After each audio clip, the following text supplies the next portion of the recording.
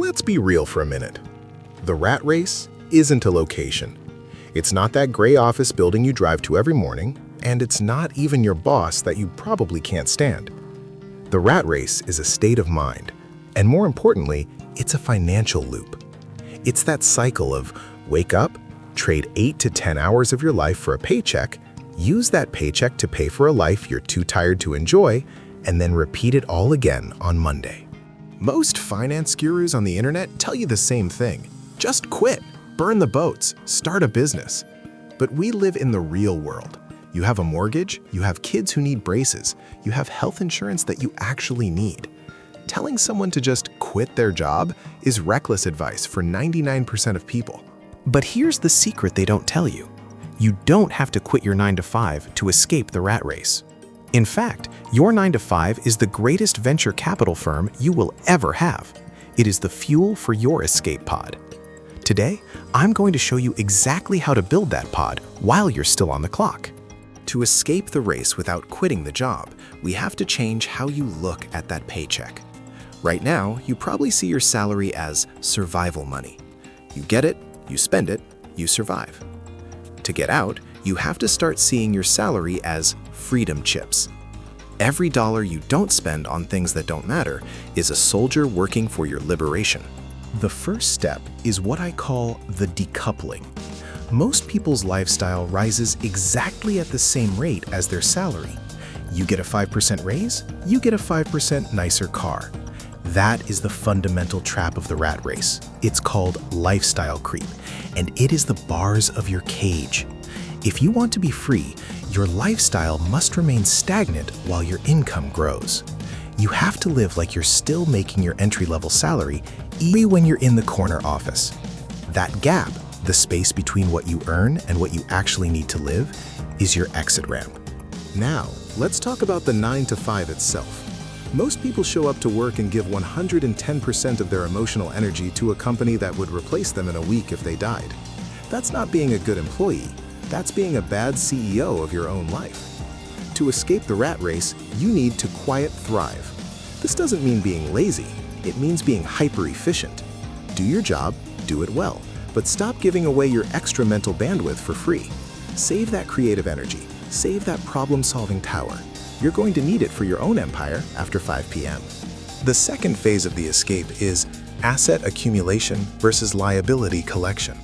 Look around your house. Most of the things you own are liabilities. They take money out of your pocket every month. Your car, your subscriptions, that oversized house. To escape the race, you need to start collecting assets, things that put money into your pocket while you sleep.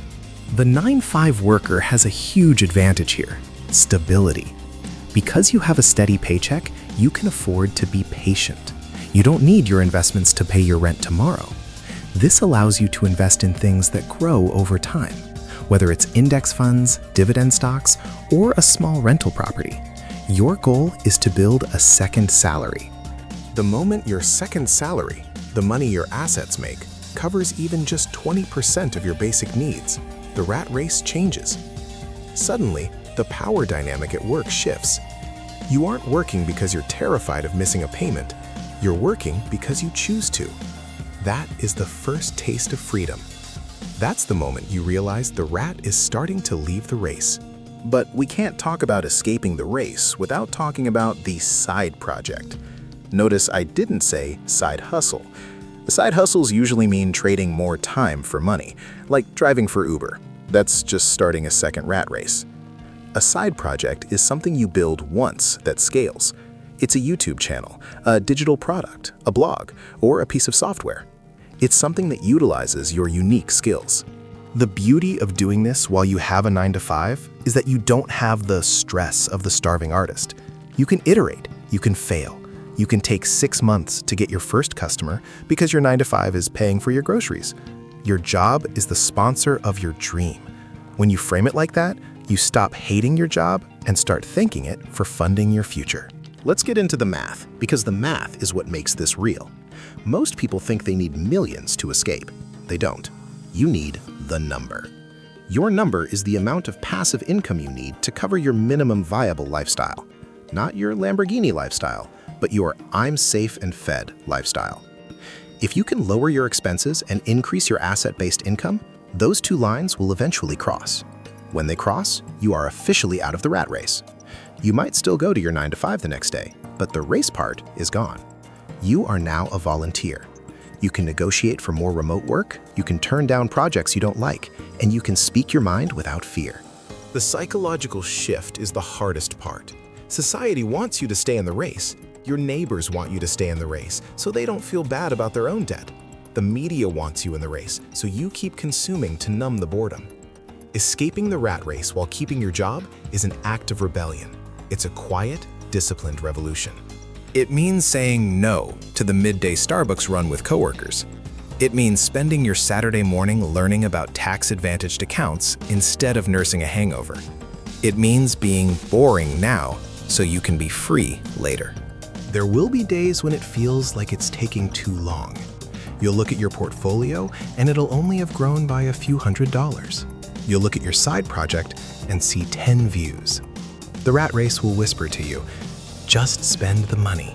Enjoy today. You're never going to get out. That is the moment most people quit. But that is the moment you have to remember that freedom isn't a destination. It's a habit. Every time you choose to buy a share of an ETF instead of a new pair of shoes, you are buying a piece of your future back. You are literally purchasing your time. So, here is the plan for you, starting tomorrow morning. When you walk into that office or log into that Zoom call, don't walk in as a worker. Walk in as a consultant. You are there to provide value in exchange for the capital you need to fund your freedom. Be excellent, be professional, but stay detached. Then, when the clock hits 5 p.m. or whenever your shift ends, your real work begins. Not the work of a slave, but the work of a creator.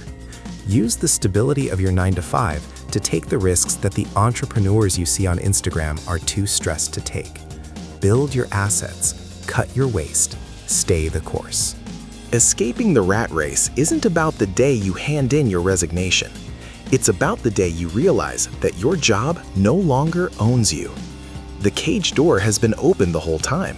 You just had to stop looking at the cheese and start looking at the lock. It's a long game. It's a slow game, but it's the only game worth playing. If you're ready to start building your exit ramp, I want you to do one thing today. Don't just like this video.